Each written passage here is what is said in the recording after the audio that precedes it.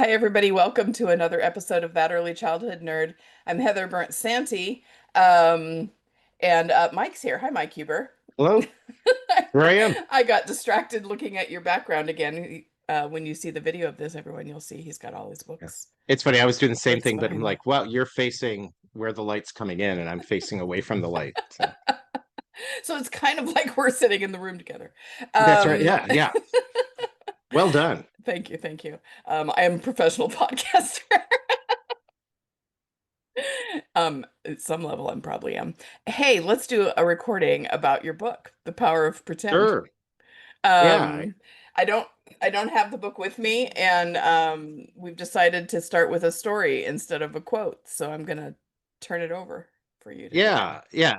And yeah, we were texting and I told the story thinking, oh, actually that fits. Like there's a different example in the book. But Uh-huh. so here in Minnesota, June, and many of you, if you're in the United States, probably remember that really hot thing that happened in mid-June, because I think most of the country is like 100 degrees right Oh now. yeah, it's gross. I hate But it. it was right before, so it was like, let's just be outside. And I wanted to have the kids wash the chairs because they're gross. And I was like in this classroom for all day, and I'm like, oh, I've been meaning to tell them they should wash the chairs with the kids, but now I'm the one in the room. So I'll just show them, look what we can do. And so I filled up some soapy water. That sounds condescending. Sorry, they would No. have figured it out. But Yeah. anyways, I think sometimes people miss the like real work kids can do, Right. right? Because washing chairs, that's something I have to stay after and do. And Uh-huh. it's like, oh, that's the most fun, a Yes. child could have. So Yes, they filled do up love some to clean buckets of soapy chairs. water, Hmm. them outside. We have like one little like sidewalk area because I didn't want to get it any more muddy than the Yeah. rest of the yard was. And the chairs coming back muddy instead of Right. clean. Um, so I put them on there, and the kids were really into washing them. And uh, pretty soon it was that I almost said controlled chaos, but without the control part, I guess.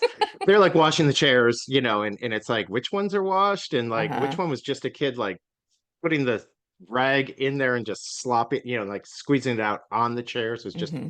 water, and stuff. So I started moving them over to the other side of the sidewalk when I knew, oh, we've washed those, so then we can, focus on these, whatever. And so I Hmm. was being the adult here, right, of worrying about while we're here, we might as well scrub off the like little drips of paint and fingerprints and stuff that Uh-huh. are on the chairs. Yes. So I was doing that part, but then when I was putting them away, and this one for me came from my own childhood. My mom used to have us wash the chairs, and it was like one of my favorite activities. Hmm. And then she'd set them to dry in a row, and then we'd always play bus or train. We always played bus.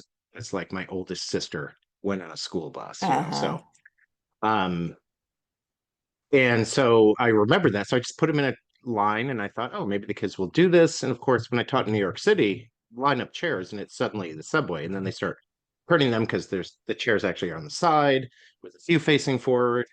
Um, but I now teach in the suburbs and I wasn't sure, there are some kids who take the bus, but I wasn't sure if that's like enough of a cultural thing. But Hmm. just setting them up in a way that I thought, oh, I'll come up with it. And so one girl sits down clearly like she is in play mode now, right? Because she kind of sat, all I can say is with purpose. Do you know what I mean? Like Uh-huh. her whole demeanor. I think we talked about it in one of the previous episodes about the way kids, their whole body Hmm. changes. Like if they're a dog, every part of their body acts like a dog. If they're the monster, like they change their voice, they Hmm. change their position. She sat down like a grown up, so like, oh, okay. And then I can't remember if I said anything because I always try to let the child talk first. And then she said, I'm at church. And that was not the Hmm. response I thought. So I just said, oh, you're at church. And, the chairs it was only one chair each, like in a row. So there wasn't a whole like bench or Hmm. pew or Hmm. whatever, it's just the one. But so yeah. And then she looks at me and says, "You should be one of the singers." And so I wanted to, respond, but I have no idea what her background is with church, right? So I said, "Well, Church songs, what yeah. do I sing?" Hoping that it would be something I knew. And she said, "Puff the Magic Dragon," which is a song I sang with her weeks earlier. Okay. She was singing it to herself, and I started singing along, and then she was impressed, or that connection Yeah. of like, "Oh, you know this too." Uh-huh. And she would only sing the chorus over and over. So I started singing the chorus, and then she's, sitting in the church, and then she says, "I have to use the bathroom." And so I said, "Oh, do you really have to use it, or is this part of the game?" And she's like, Hmm. "Oh, I think part of the game was what she said. Maybe she said it's pretend, whatever." I Hmm. said, "Oh, where do you go to the bathroom when you're at church?" And she said, "It's down the hall." And so I looked over and like, "Oh, should we make those logs? There's climbing logs about 20 feet Hmm. away. We should pretend that's the bathroom?" She's like, "Yeah." And she goes over and, goes by the logs, pretends to go pee. I mean, kept her clothes on. And I did Yeah. watch in case, because I'm like, Great. okay, this can get um, but yeah, she kept her clothes. But then so then I just called out, "Don't forget to flush," because I was like, what would the parent do in this? Right. So Uh-huh. then she pretended to flush the toilet, and then she went like she was washing her hands, like held her hands out in front of her and rubbed, Uh-huh. and then she came back and sat down, and I had stopped singing at this point. She's like, "You should keep singing." So I kept singing. The whole And church then doesn't stop singing just yeah, because yeah, someone right. has to pee, And Mike. then two more kids kind of came and joined. Again, I have no idea what their background is, but Mhm. she tells them, "This is church." She's singing. And then she says she has to go to the bathroom again. Then the other two have to go to the bathroom. And so slowly, the other two had pretended there's a pirate ship. It's just like the front of a ship with Uh-huh. a wheel on the playground. They pretended that was the bathroom, because then there's like a little thing that sticks out, like it looks more like a Like a sink. faucet, Okay. and then that you can kind of go under the steering wheel. So I don't I don't know exactly. Maybe it's like the stall doors, right, or Yeah. whatever. So, but they were pretending that, and so they were kind of taking turns, like using the bathroom and coming back and sitting down, and that became the main experience while someone's singing. Uh-huh. Um, and I just thought it was so interesting to see the way. What I was really thinking is, what was my role in that? Yeah. Because I don't think the church play would have happened without me setting it up, The chairs. setting the Yeah. chairs up. And Uh-huh. yet I did not imagine it was going to be church. I think in your text you said they foiled you. Yes, I did. Um, right. But I did think bus or train, right? But there Uh-huh. is something about, oh, the chairs are set up in a way that they are not typically. Yeah. So that's all I did.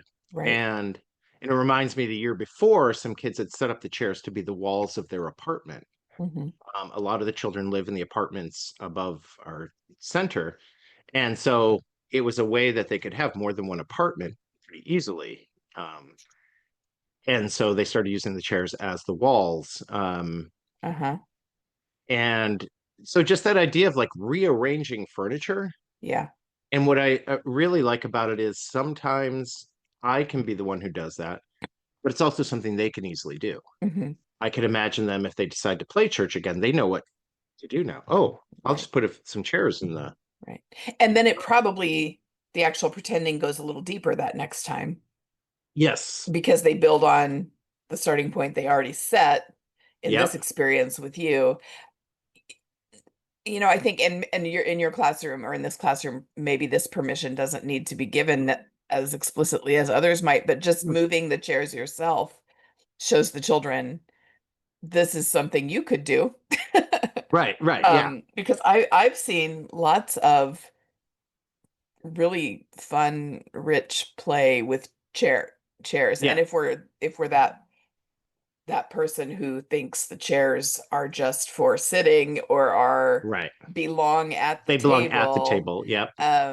then we're not going to think about that option, Right. to use these as tools or materials for pretending. Yeah. Yeah. And so I guess there's two things going on here that I'm thinking about. Because the one side is that idea of that I think teachers sometimes worry about, what do they need to set up, right? Like I know people who will have Yeah. I've been at centers where they have like the bin of here's the post office stuff, Yes. right? And there's these like clothes to look like mail carriers and Uh-huh. the the bags to put the mail in and maybe a mailbox or two or Uh-huh. something. And it's like, okay, we're going to set up the pretend play area, dramatic play, Yeah. whatever they use Whatever for we it. call it. Yeah. It's the post office now. And so then everybody plays post office. And then now it's going to be a restaurant and we have like the little things to write on for your order and, and they're so prescriptive Yeah. that especially I'm definitely thinking 3, 4, and 5 year olds in here. Like that in my experience, when teachers set that up, a teacher will come. Sometimes there'll be an over enthusiastic teacher coming in of like, oh, Yeah. let's all do this, let's all do that. And Right. so they direct it. Yeah. And sometimes kids will play, like, use it as the thing. I'd say hair salon is one of the ones that seems to That's catch super fire fun. Yeah. in a way. But everything else, I feel like the post office, they if they put on the mail carrier hat you get from, one of those early childhood companies, Yes.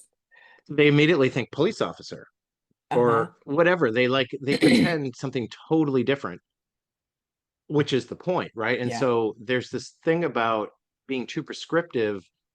One, either the teacher has to then take over and lead the play, Hmm. or it doesn't really follow the plan. And obviously it's okay to not follow the plan, but um I feel like when things look too much like, oh, there's mailboxes, there's these bags, there's Yeah.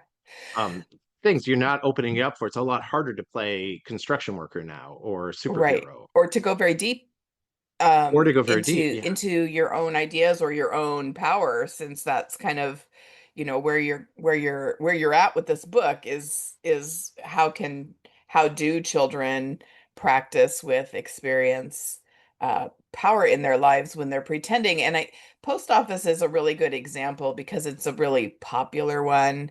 I think Mhm. these kits really are limited to the things that we as adults can I'm going to say imagine, but I don't mean imagine. It's more just like remember or connect Right, to right. or assume. Um, it's easily identifiable. Yep. But I think honestly, I don't know, at least in maybe if you're living in a more urban area than I do, uh, I don't know that post office is relevant for young children. Right. I How don't often do people use the post to go office? to the actual post Yeah. office. And I think a lot of times, I know a lot of times that kind of prescribed uh, pretend play where we have the kit and we have the identifiable goal, a lot of times the reasons that the teachers are using those is because we know that vocabulary development and background knowledge are important for future Right. reading, right? Yeah, yeah. But I think there's a difference between us trying to teach vocabulary and background knowledge and what you're describing where you were part of it. You had one little piece at the beginning that you used Right. as I wonder what they would do, or here's what I think they'll do with Yeah, it. sort of an invitation. Yeah, I was trying not to say provocation, but yes, it is an Yeah. invitation. But there's still rich vocabulary and you're learning about their background knowledge and you could use that to expand and extend at some Right. point. Right. But it's richer and more authentic because they're driving it. Yeah, and I think in a way it comes down to that idea of, is it power over or power on? Like, am Yeah. I the one in control and exerting the power of like, yep, we're going to learn this and this is the vocabulary we're going to learn? Mhm, Or is mhm. it, and sometimes it's power for, like if they don't know, um, like when the child told me to be the singer, I think I may have just inadvertently said, "Oh, so I'm part of the choir." Uh-huh. Right? And Oh. I wasn't like, okay, I need to introduce this vocabulary word. And part of that's the whole point, right? That language acquisition, there has to be intentionality to it, but it's Mhm, not a prescriptive, like, this is the word I'm going to introduce now. This is the word, mhm. it's more like when you just talk to a child like they're a person, you start using vocabulary, because one of the biggest things that happens is different forms of the same word. So you Hmm. learn how, in English speaking classrooms, how the English language works when you say, so you want me to sing? So I stand up here. Um, okay, so while I'm singing, so I keep singing while you go to the bathroom. So I'm saying sing, singing. Yeah. Um, um, I was singing if I'm talking to Hmm. the other kids as they join. I was still singing when she went, or I whatever. was And the you do singer. those. Yeah.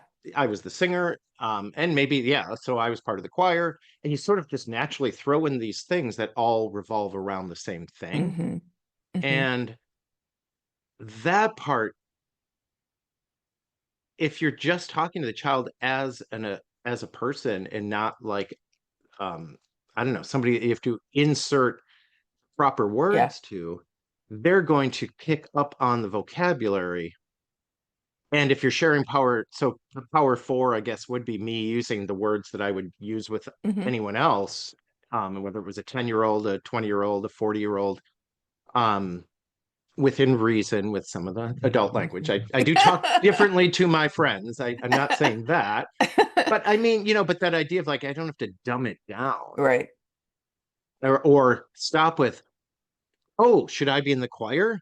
Choir is Yes. a group of singers, and there Yeah. are usually four sections. Yeah. You know, I'll be a tenor, or like I don't that because Yeah. that's what happens when you Right. think of it as power over, or you act in that way, is you suddenly start introducing vocabulary that the child's like, what? Right. And it's an Or interruption to yeah, what's happening. exactly. Or the child could have told me, yeah, my mom sings in the choir. She's one of the altos. Yeah. And suddenly it's like, whoa, now, like, so now I'm having a conversation about vocabulary that I may, or I might get lost in. I might Hmm. not know. I had a kid Hmm. whose main vocabulary, like, he loved it's when I taught New York, the New York Yankees. And he knew the entire infield, Hmm. the names of the players, what position they played, I think batting order. I don't know. But like, I didn't know any of it. Uh-huh. But I did have him explain it to me, and for him, it was usually drawings, not pretending. Hmm. But that idea of, if you start talking about the thing you're interested in, you will build vocabulary. Like, Right. that's the whole point. And we kind of get lost in, and I think it is much more around the power issue than anything Uh-huh. else. Oh, they learn vocabulary, therefore I need to introduce all this vocabulary. And the Yeah. kits will usually have, here's the words you can add. But Yeah. like, I'm trying to think, like the chair weight, um, or something from a post office that most people don't even use, they probably list in there. Oh yeah, the Yeah. tear. And like, Uh-huh. nobody knows what the tear is. Yeah. I don't even know if post offices actually use it, Yeah. but but I know they use scales. But I mean, it's just that idea of like, if the child doesn't even know that, Hmm.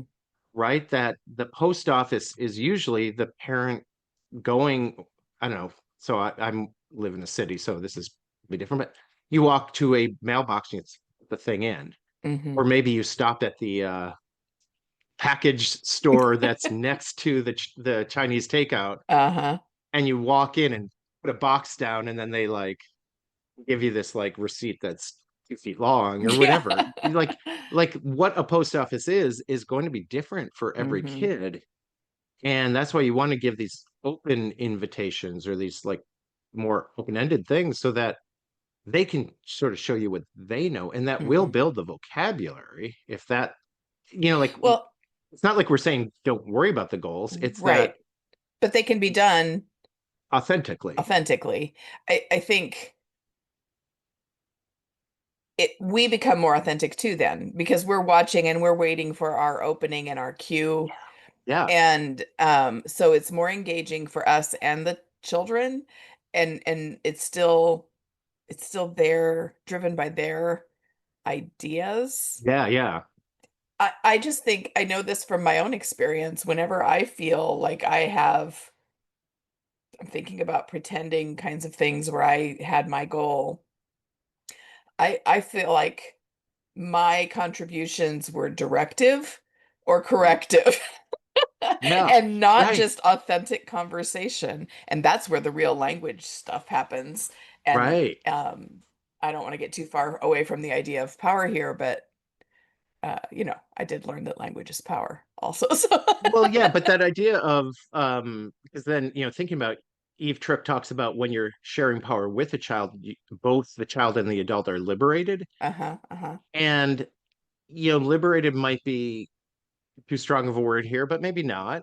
With the idea that you get to use your imagination too. Mm-hmm. And there's this excitement that I know I get. I'm imagining you do too, right? Of like, Mm-hmm. I'm getting to know this child in a way Yes. I didn't know, right? That I think in the book I talk about it, and I took it from somebody that's only identified as A in the book, um, because she talked about the way she got to know her sibling was through pretend play. They had very few interests in common, Mm-hmm. but because they liked knight and princess, they could play together. And then it actually gave them a chance to sort of see each other, like what's going on inside, Mm-hmm. because you share that. And that's, I think, the thing that happens when you really click with the child authentically in those games. Like we're singing, like when I sang Puff the Magic Dragon with that child, it was like there's this connection. Wow, we both know this song, and I remember learning it as a kid, and Uh-huh. um, Well, I listening think to what Peter, I Paul, love and about Mommy, and whatever. Like there's this emotional connection that wouldn't happen if I'm now going to teach you this song, which yeah, of course kids do learn songs from us, but right. the connection of finding something they already like or they have. Yeah, that's what I love about that part of the story, that she was singing it herself and you joined in, and I can almost see, I don't have any idea what she looks like, but I can imagine the body changing and the Yeah, face kind of yeah, changing. And this whole idea that this grown up who does have tremendous power over me, or could have, um, knows this thing that I think is cool. You know what I mean? Is right, coming yeah, to yeah, me for this cool song and joining in yeah, me for this cool song. Or just, oh, how fun. Mike knows this song yeah, too. yeah, Either way, that's relationship building. yeah, yeah, Because of the power balance, yep, and because of the authentic connection. I just think yeah, that yeah. that was one of my favorite parts of the story. Yeah, oh, nice. And it's funny because when I was singing it that first time, I said that she only sang the chorus, and of course we sort of pause because I was waiting for her to start it. Because is she going to start singing, Little Jackie Paper, like Uh-huh. the verse, or is she going to go Uh-huh. back to the chorus? And sure enough, she went to the chorus. And there's certain choruses that just lend themselves to just repeating. Yeah. Let's Go Fly a Kite. I have sung Yes. countlessly with kids, and it's only the chorus. It's just that. But in the church, when I was the performer, I started singing the verse. Uh, And same thing. She got that smile. And when I uh, got to the end, when I seen other fancy stuff and it's like really accented, and then she knew she jumped into, oh, magic. And it was just this great, like, even though she couldn't have remembered all the words herself, when I was uh-huh. singing them, she knew exactly what was happening and Uh-huh. knew when to jump into the Yeah. chorus. And so Yeah. there was this like look of recognition or connection between us when she'd said the oh, she Uh-huh. kind of caught my eye, smiled, and then said oh, which I kind of forgot they do, but then oh, Right? right. Yes. Yeah, but you hear it as soon as Yeah, you yeah, get to that point of the song. Yeah. yeah. Um, So yeah, there yeah. is that, and it was only because we were authentic or sharing power. That is what I really like, that framework. Hmm. Because when you back up and just try to apply it to everything, those three types of power really show up. And not in um like when we say power over, power on, like in pretend, obviously that can be trying to kill the monster or Yeah. whatever. But when it comes to teachers, it's like it can be well-meaning, but Sure. Absolutely. it's like there is a difference. And I think for myself as a teacher too, starting with a kit or trying a kit or and not it doesn't always have to be one you bought. It might be something Hmm. you assembled, but still that idea of like, here's the thing we're doing. And then as you watch the kids using it in ways you didn't expect, that letting go of that power is like really freeing. Yeah, so maybe Hmm. liberating is the word. Like you Yeah. suddenly feel, Yeah. oh, I don't have to keep correcting them. I can do what they're doing. I didn't say this is a bus. It's not a church. Yeah.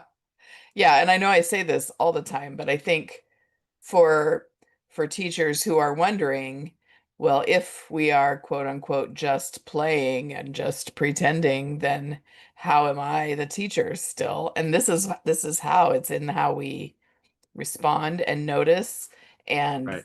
um we can still then say, um okay, I didn't plan for vocabulary or whatever, Right. but Right. I could make a list of words I've never heard the child use before, Right. probably Or even about after a, spatial relationships when she told me that the bathroom is down the hall. yeah, yeah, Right. we can She's still remembering a thing connect. that she's been to and describing Yeah, the pathway yeah, and in the steps of the self-care routine of yeah, going to the yeah, bathroom and washing your hands and yeah. flushing the toilet and washing your hands.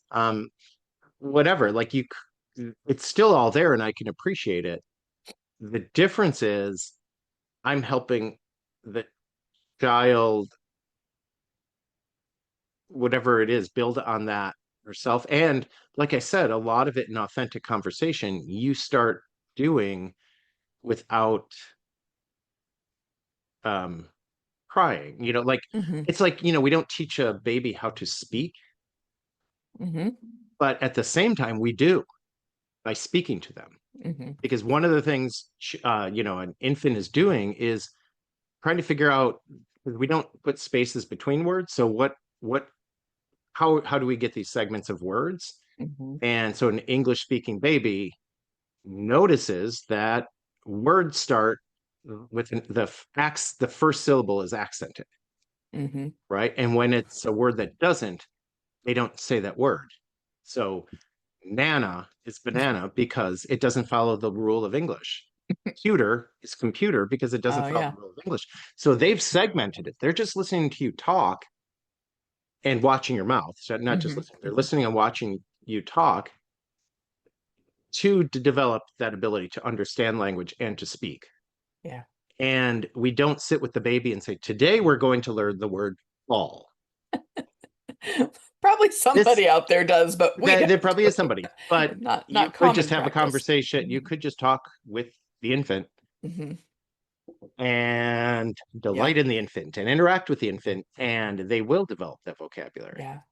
Well, I think it's helpful to think about. There's a lot of things I think it's helpful to think about. And I think now I can't stop Yeah, saying it. I think I'd maybe to mention this in a conversation with Kisa recently, but there is a difference between performing teaching and a child's learning. And um I think this is a really, I mean, also I think kids should just get to pretend and play because they're right and it's fun and they're children and right. but the fact of the matter is there is learning and development that's happening when they do that. And your example about learning to talk fits here because we're not sitting down and performing a teaching task. We're going to learn the word ball, ball, ball, Right. ball, but we are acting in ways that contribute to Yeah. that learning. Like if I wasn't talking, that baby, if they're only ever Right. with me, isn't Because going there to can be an just, attitude of like, well, yeah, they don't talk yet, so why would I talk to them? exactly. And yeah, there are folks who feel silly talking to babies or Right. Right. feel uncomfortable with that. But, I think maybe it's just because I like to pick apart and play around with language and words, but um, I think there is a valuable distinction to think about between teaching and learning Yeah. Oh, for sure. And I when we're think at thinking any about our age role. level, it's that whole idea of like, if your focus is on the learning, then you might change how you teach. Uh-huh. Right. And so this idea Yeah. of if you actually pretend with children and let them lead the pretend and Uh-huh. you join in when you're invited, Yes. don't insert yourself, then more learning will happen. And if it if you define teaching as helping or guiding people to learn, then Uh-huh. you can say, oh, I did teach. Mm-hmm. But if you Yeah. think teaching has to be this like prescriptive thing, the blank slate, tabula rasa, whatever, Yes. it's like I'm just inserting this thing into them. Um, that's not works. And I think that's where, Vygotsky's model is really full, right? Of like, Uh-huh. but not again, like you can be intentional without being, I don't know, didactic. I don't know what the word Yeah. is. Again, I think it comes down to the power thing. If you're Yeah. sharing, if you're inserting like power with or power for a child, oh, they don't, whatever. I'm trying to think of I don't know, like if I'm helping them lace their shoes, Mm-hmm. Hmm. pretending they have laces and not Yeah. Velcro, but I don't need to tell them that that's an aglet that they're putting through the eyelet, right? Like I was the kid that was obsessed with that knowledge. Sure. Like I really don't think that I need to do that unless the child asks me, what is this called? Uh-huh. And then I might say, oh, that's an aglet. Yeah. But there isn't like, and because what I'm doing, I guess it's the pragmatic thing. What are they trying to do? They're trying to lace their shoes. So Yeah. what do they need to know to for that to happen? Mm-hmm. I don't have to talk about the friction. Oh yeah, when you pull that, the friction will then hold the Yeah. laces. I don't know. Like there's plenty you could talk about, but if the idea of scaffolding is that idea of like what do they need? Mm-hmm. And if you simply have this back and forth interaction in an authentic way, they do learn from it. Yeah. I do think that scaffolding as a term or as an idea has become sort of a euphemism for direct instruction. I know that's why as I said it, I Yeah. Right. I mean, I think that's what I thought you were saying there, but if we go that's to not the what Vygotsky said, no, no, well, he didn't use the word scaffolding. That was Bruner. that's Uh, that's true. Yeah, thank you. I needed but the we all nerd here attribute to it to Vygotsky now. right, right. That was just me being a nerd. Shocking everyone. But I think like if we look at that shoe tying, Yeah, the goal is we want to help this child learn how to tie their shoes, right? So in that sense, we are the teacher. right, And if we just focus on the movements and the pattern and just with help with that, that's one thing. But when we start to try and in that instance layer in vocabulary yeah, yeah, or right, right, layer yeah, in all this other stuff, we're giving their brain too much and yeah, they can't get that all. right, So that's where we have to have that and that's sort of with your pretend scenario too. We have to be able to think um deeply ourselves about our choices and our right, responses and our we have to understand the development right, of the age we're working with and the individual child in front of us. It's still deeply professional teaching, I guess, is what I right, want to right. say, when we're in power with Yeah, instead of yeah. power So for. maybe I feel like we are going really abstract and maybe just thinking about times that either of us have been successful in the classroom. Like, because I I know, realized yeah. like, oh, I've We can only go used back this to one pretend example of now. chairs. But right, but like that there's that idea of like I found boxes. And Hmm. rather than, okay, this is the mailbox or this is that, you can bring in the empty boxes and see where Uh-huh. they go with it. Uh-huh. And because I'm trying to think the other day we had some boxes and it just became a sort of hide and seek, basically. Like, where Hmm. did, Jack go? Where Yeah. did Julie go? Like, and they like just they thought it was hilarious, right? Uh-huh. Um, but there wasn't they didn't pretend they were turtles, which is something Uh-huh. that happens often. They didn't put the boxes together to make a house. They didn't Or a like train. smash them to be something or train. Yeah, in that instance, right? Uh-huh. But other times, yeah, I have had kids line up the boxes. We're a train or Uh-huh. um and again, like lining up the boxes, like that would be a great way, right? Like set up the boxes while the kids are outside, put some boxes inside that you line up. Hmm. Or if you have an indoor gym, or maybe you line them up outside, and then as the kids come in, they see it, Hmm. and they might just pick up the boxes and go do their own thing. Hmm. Or wait, this looks like a train, or this looks Hmm. like, or it's a path across a river, and they like the stepping, out of one into the other, Oh whatever yeah. thing they end up. But just that idea that setting something up and then letting them do it, because I feel like empty boxes are the example. And in fact, there was a grandpa who walked in and just said something about like, looked at me and was like, yep, s- nothing like a box like that, or something like that. And it was just a thing of like, that's what I played with as a kid. And it's like, it's still, the best thing. I don't remember exactly Uh-huh. what he Uh-huh. said. And we joke about it all the time. And yet, Yeah. um, and most of us probably get packages from, in this day and age with Amazon and other Mm-hmm. companies, Mm-hmm. a lot of us get boxes all the time. And I know for our center, when we opened last year, one of the hardest things was how big of a recycling thing do we need, or how often do they need to come to pick up recycling? Mm-hmm. And a lot of it had to do with boxes, and part of it was brand new. So we're getting even more boxes, but still, you're always getting boxes. Yeah. So you have plenty to use Mm-hmm. Mm-hmm. for kids to play in. And it's just that idea of, and then when they're done, they can be recycled. Like, Mm-hmm. you're kind of giving them one more life before Yeah. the recycling plant. Yeah, I Um, think I love the story of the grandpa because with pretend to really just let children have kind of their power over the way they're going to pretend really requires us sometimes to try and connect to our own pretending and remember how it felt. yeah, And I think that's what Grandpa was doing was like he was yeah, suddenly back in this place of joy uh when he yeah, used to play with boxes.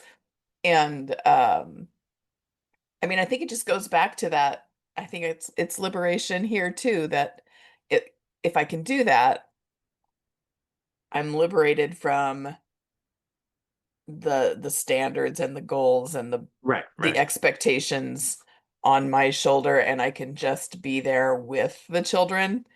yeah, And because I go into that knowing a lot of stuff about child development, if someone comes to me and says, "Why are you just pretending with them?" then I can make right, those connections, but ultimately it's for the child. yeah, Um, I get a little benefit, but it's all benefiting the children there. right.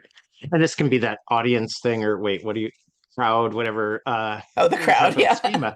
The crowds, the same thing of like, oh, if you want, we can open up the state standards and start. Hmm. Yep, this happens in pretend that, Yes. they're understanding spatial relationship when they fit in this box, don't fit in this one. Yep. You want to Yep. go under it or go inside it, or whatever, or put that box next to mine, or Hmm.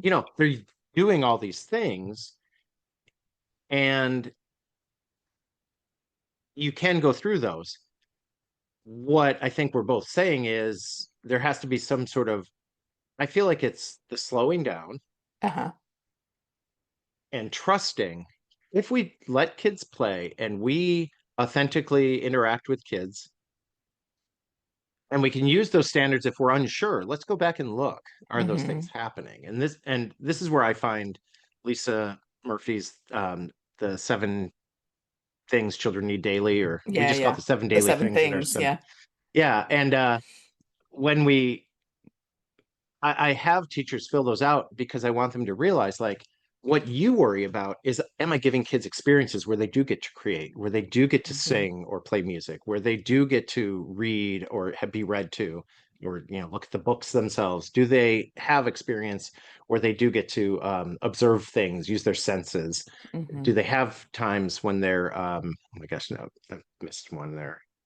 Uh, where they're You'll be talking, where they okay. have Yeah. discussion, right? Where the observing, I think she might call notice. I can't remember. Uh-huh. Um, we use them interchangeably, and then playing, obviously. But that idea of like, if they're doing those things, and then once in a while you can go and check. Yep, it is meeting all these things.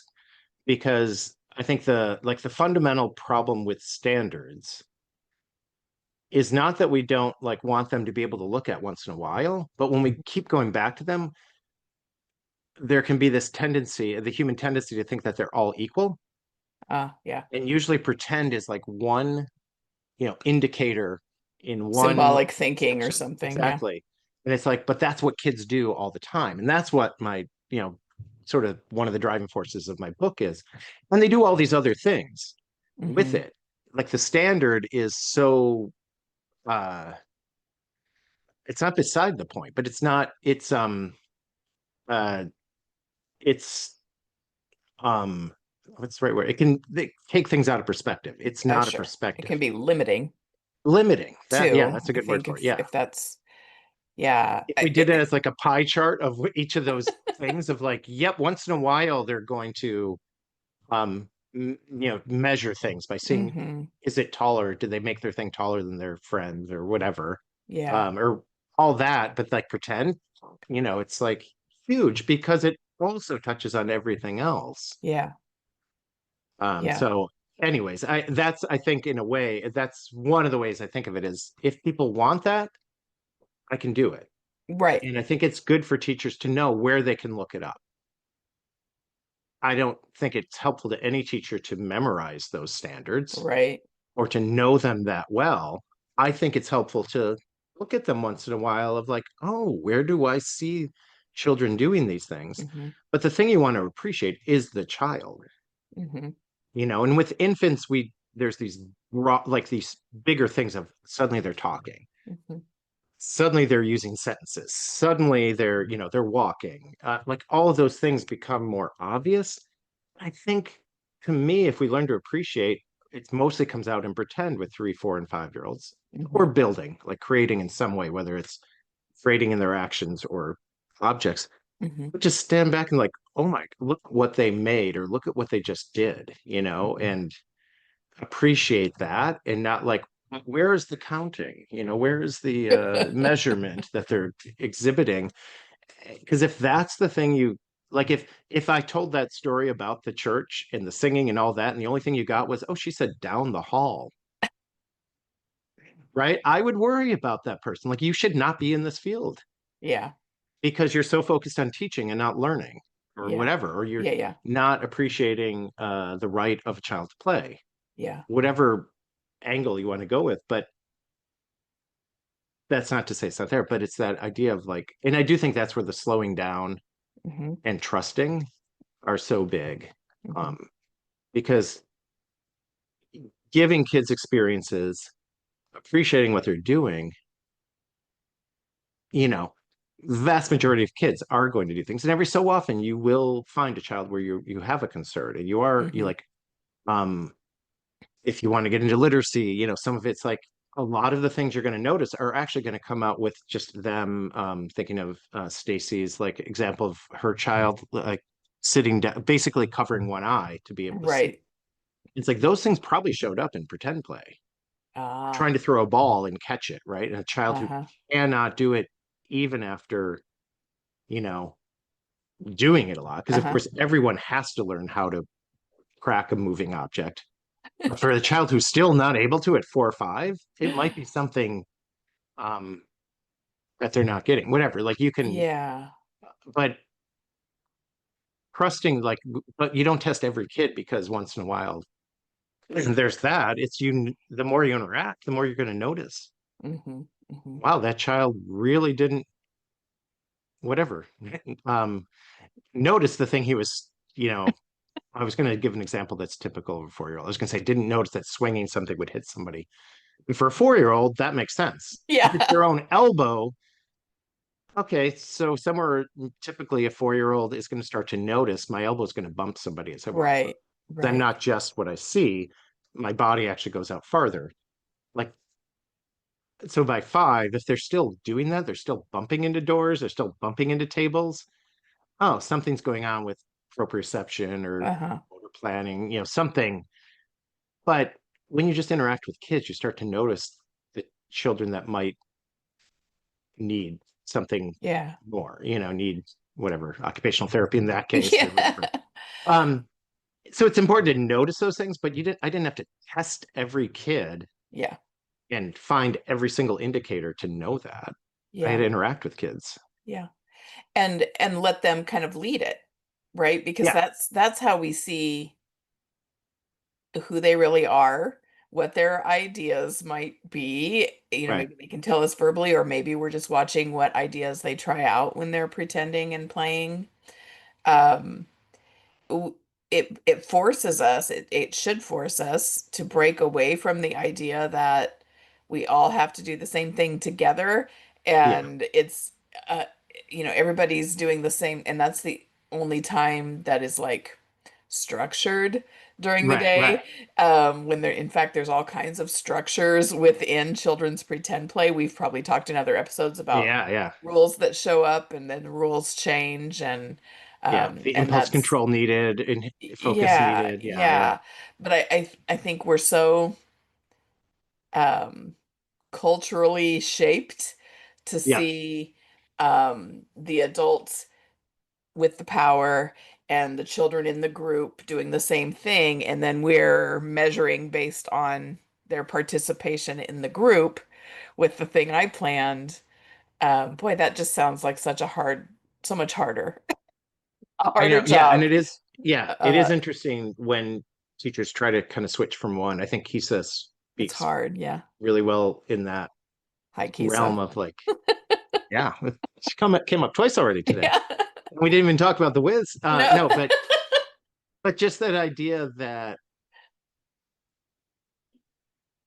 I think what I really appreciate about her perspective is how much more she gets to know the kids. Mhm. And it is, I think, that liberatory like idea. Like I am sharing power with children. She definitely used the word liberation early on. I think the power Yeah. with she's starting to use more too. But just that idea of that, oh, this is really happening, and then also admitting like, oh, actually, it frees up a lot. Uh-huh. Because I mean, the other thing I'd say is when you are always measuring, then you worry about the kid who's not measuring up, Yes, right? And yeah. so you have this like this worry that like interact with the child, and yeah, you might find that they could use extra support, but hmm having that, you know, asset based idea of like, look at all the things they can do. They're Right. struggling with, they keep walking into walls, but they love doing whatever, you know, and like, Yeah. oh, just imagine if they had, you know, more of a proprioceptive sense when they're building, they wouldn't knock over their own building Yeah.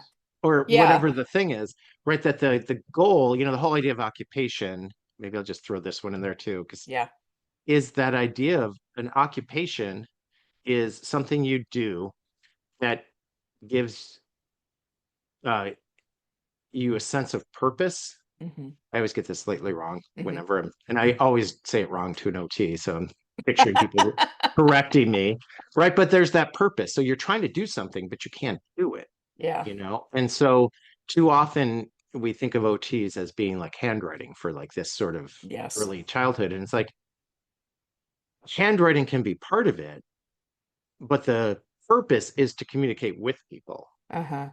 you Yeah. know? And so, you know, so it's not that there isn't a purpose in that, but to say the idea that they keep knocking over their block building isn't important Yeah. is, you know, insulting to that child. Like if they're trying to build a building, but they keep knocking it over because they have some motor planning issues, hmm occupational therapy is there to help them build those buildings. Right. It is the purpose, you That's know, the purpose. like play is the purpose. Yeah. I remember several years ago, I think it was a family, I think it was like an autism screening kind Yeah. of checklist that the pediatrician wanted us to fill out. And one of the items on the checklist was like stacks 5 blocks or something. Yeah. Yeah. And the co-teacher I was working with at the time couldn't understand why I was reluctant to say no on that because I didn't know he was brand new in my classroom. I didn't know what experiences he brought. Had he ever had a chance to Right. practice with Yeah. blocks? Yeah. If not, I'm Right. not going to say that it's a deficit that he can't do Right. Right. stack 5 blocks. Or what is it about stacking 5 blocks that you're concerned about? Because maybe I could look somewhere else and get the same kind of Right. information about Yeah. Yeah. him. But we really do get limited to those easily yes or no Right. And then kinds they of tend to be questions. based on the people who are at universities, so that it tends to have a Yes. racial component and Yes. income-based All component. those norms, yeah. Yeah. The Because normative again, like basis. they don't test can the 4-year-old make breakfast for the 2-year-old? Sure. And yet there's 4-year-olds out there making breakfast for their Yeah. 2-year-old sibling. Yeah. And that's not what a 4-year-old does. It's like, which 4-year-old, you know? Right. He's not going to have Um, to make breakfast in kindergarten, so I'm not concerned with whether he can make right, right, yeah, breakfast yeah. for his sister. Right. Yeah. Yeah. I just think I want to go back to specifically pretend for Oh, pretend oh, play. that. Yeah. Sorry to bring you back to the topic of your own book. I don't know. I feel like, and I've probably mentioned this before, but I think this is a prime area where we do love pretend because it's cute and it's fun. Um, and that's fine. Um, uh, Bromvenbrenner would say that's a demand characteristic that draws us to the child and forces us to support that, to be supportive of them. But um I don't know. I think it's also trivializing a little bit. Yes. And I love the way you dive so deeply in the book to all kinds of different pretending, and you give it such serious respect Right. by talking about all these things that could be happening and by acknowledging that children deserve opportunities for power. Right. Um that I don't know, I just wanted to kind of bring it back and Yeah. And I think maybe that's the thing, right? That it often gets considered, oh, that's cute. yeah, In the same way, kids saying nana instead of banana is it's cute. And cute. it's Yeah. like, it is cute. And look what it's actually showing. They Uh-huh. have actually observed a universal in, the English language Yeah. and applied it to a word that doesn't come from the English language or whatever, like just these like it's like there is that too. And like, Uh-huh. yes, it is cute, but also don't diminish it. Like, Right. because we could view that as like, well, child doesn't even say banana, they say Right. nana. Like what the Yeah. hell? What an idiot. What an idiot. Or, in that same thing of like, it's not that you have to always be the one involved in the pretend play, but being able to appreciate what's going on Yeah. as like it's not just cute. Yeah. And Well, I think that that level of respect and curiosity is what keeps us from interrupting and taking over, yeah, right, from yeah, yeah. having that power over. Yes. It gives us permission to let go of some of that power and acknowledge that children Right, need because it. I could see the impetus to like, oh, they're playing restaurant. That's so cute. Hey, this will be a great way for me to insert literacy. Let me go over and have them make a menu. Yeah. Um, and and then derail the pretend play they were doing and Uh-huh. not appreciating what they were doing.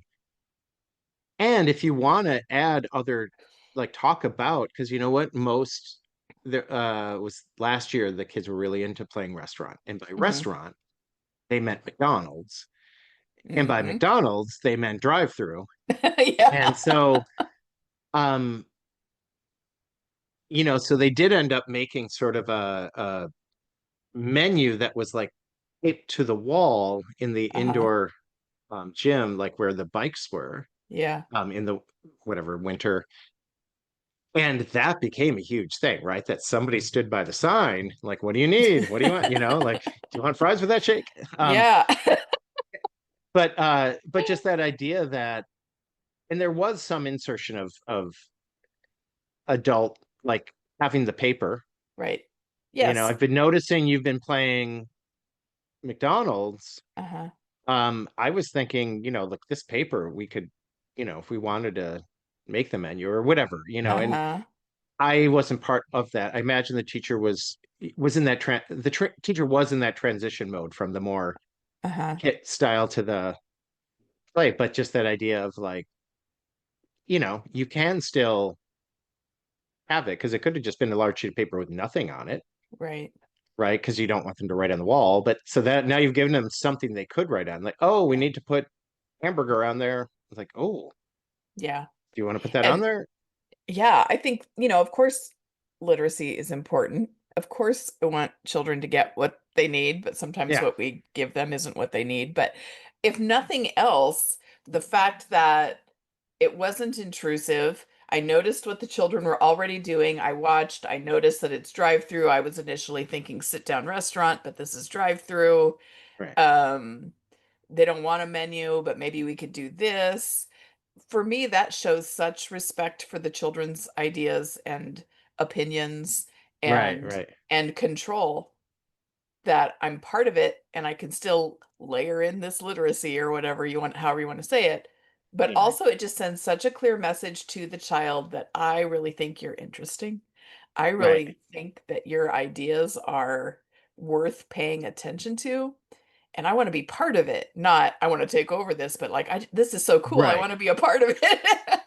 Yeah, yeah. And the relational aspect and the connection aspect then becomes so powerful. Right, right. Mm, now I Yeah. want to go pretend play. Well, and that's the Big thing difference. too that I think maybe this is the other reason is the sort of adultism Yeah. of we don't typically pretend in the same way as adults, that children, when they have ideas, they embody it, right? They play out with Uh-huh. their whole body, and adults will watch a movie and then afterwards probably imagine in their head, oh, what if I was in that movie too? Yeah. Or, I mean, fan fiction Hmm. is fan fiction. The ultimate pretend. Yeah. Yeah, but it's the method we do it, and then some people write or Hmm. tell stories, or it is just in our head. We can do a Hmm. lot more just in our head. So maybe that's part of why we trivialize it, like, well, they're acting it out, and that because Oh, sure. there's still the same attitude towards, live action role playing as Yep. being, cringe because oh, that's ugh, God, I hate that. That drives me and it's just crazy. like, and it's the type of thing of like, well, that's what some people do, Yeah. and you don't have to be you don't have to do it to Right. appreciate that. Yep, some people, there is something different about, well, I think there's something different about acting out no matter what, but for some Hmm. people that means I don't want to do it because Yeah. that's, and for other people it's like, no, that's why I want to do it, right? So that's, but just that idea that because we don't um do it as often as adults and even look down on adults who do it, um Yeah. and just to say we, no LARP shaming here, um but just that idea that it is considered like, oh, that's just silly. It's a little Yeah. bit right. Like it goes back to like the Barbie movie because we haven't mentioned it yet in this Oh, episode. right. Got to get it in here. Of that's like, oh, that's silly. It's just about a Uh-huh. doll, Right. and it's like, um, whatever. That's like saying Oppenheimer was about, a guy. A guy. Yeah. Right, It's right. just, he Like was just a there's some other guy. implications in there too about how society runs. Yeah. And Oppenheimer had the same thing, right? But like just that idea that we think certain things are silly and then oh yeah, well, Hmm. kids do that, and I do Hmm. think that part of the, it's silly to play dolls or dress up as princess, and the scary part too then when it's, guns, and it's that whole thing too Yeah. of like people seem to understand, well, they don't know the difference between pretend and real or something was one of the things I'll hear Yeah. people say, like, do you? Because like when they're pretending it's actually Uh-huh. not doing the thing you're saying, Right. Oh, you yes. know And if I worried about everybody who went to a movie that involved a car crash, a superhero, yeah, I mean, like whatever, like Hmm. most people would be in, whatever, in jail or Yeah. whatever the thing Yeah. is, if you base it on what people pretend versus what they do, Yeah. um, that's true for any age. So Yeah. I don't know. Now I'm getting off on another tangent. I Yeah. realize That's a we're whole other trying to episode. wrap up here. But just that idea that like pretend play isn't just cute Yeah. and just appreciate it. And if you start with appreciating it, I think then then you can start to figure out how do I interact with this or create the conditions for this Yeah. things. And, because I will say, like, having a kitchen with stuff in it does open up a lot of pretend play, Mm-hmm. right? That, like, there's a reason why that, like, kitchen thing can be important. But then also, it depends on the child's, like, we usually don't have a toy dishwasher for some kids. It's Mm-hmm. because they don't have a dishwasher at home. Yeah. Uh, but also, like when I taught in New York, the laundromat, and we didn't have a toy washer dryer, so I Yeah. made them out of boxes. But just those things of what do the kids do? Because going to a Uh-huh. laundromat was a big deal for these kids. Like that was an Uh-huh. outing with their parents. Yeah. I'm sure the parents were like, "Oh my God, I, want to just play with my kid, but we have to do laundry." And the kid's like, "Oh, we could do laundry." Exactly. So, I it's love a just that laundromat. like thing of that having things that relate to kids' real lives are important, but also there's going to be kids. Oh, I'll end with this one. Okay. We have dolls, Uh-huh. and there's this one child right now. I am not sure what she's trying to do exactly, but because most of the kids, oh, my baby isn't feeling so well. Can you take care of her? Yeah, whatever. Like it's a way to whatever get them focused or Hmm. something on like something. And this one girl's like, oh yeah, I want a baby too. And then she goes, I was in the room all last week, every single day, same game. She'd kind of take the doll. It was like a 18-inch doll, I guess. Hmm. And one of those ones that's like the legs and arms are and head are plastic, and then the inside, the rest is like Uh-huh. Yes. heavier, like soft. Uh-huh. And she'd like grab by the one leg over her head, like throwing the doll into the ground, and then laughing, and then going and doing it again, and going and doing it again. And I think it's the power reversal, or Sure. whatever you'd call it, right? Of like, Yeah. this is not something you're supposed to do with the baby, and isn't Yep. it hilarious that I'm doing it? Yep. I think that's what's going on with it. Although there was one point when she's sitting on the baby and pulling the legs back that almost looked like professional wrestling, and I'm wondering, So maybe. might be that too. Who knows? I Yeah. didn't get enough info on that, but that was one where it was like, oh yeah, like it is important to set things up. And even with the more realistic things, they're not necessarily she's going to ignore the crib so she can Yeah. body slam the doll. And I'm not worried, right? Right.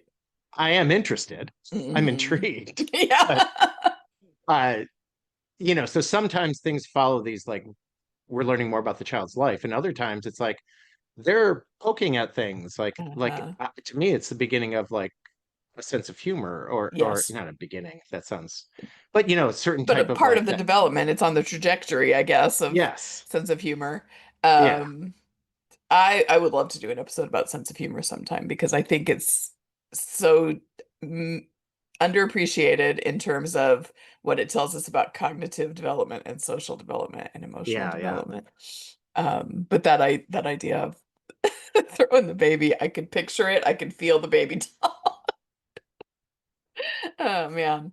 Um, and there's probably someone who would be like, "Oh my God, I wonder if there's abuse at home." Right. It's Right. like, Yeah. Yeah. nope, she's just playing around with this baby. Right. And Um, that's not the actual sign that I would, yeah, right. like that's not the red flag I look for abuse. Abuse, right, yeah.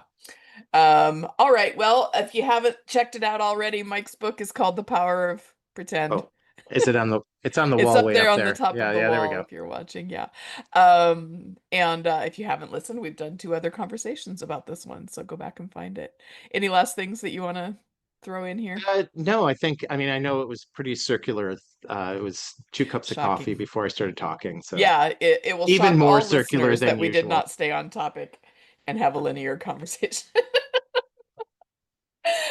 We should do at least one more. I think we should do one about the role of the adult or how the adult can kind of Yeah, yeah. get Which into I thought this. that this is one was Right, about, but then I and it didn't have the clearly book was with not. me, so I couldn't look for any of that. Anyway, thank you, Mike. Yeah, And thanks. thanks everybody for listening to another episode of That Early Childhood Nerd.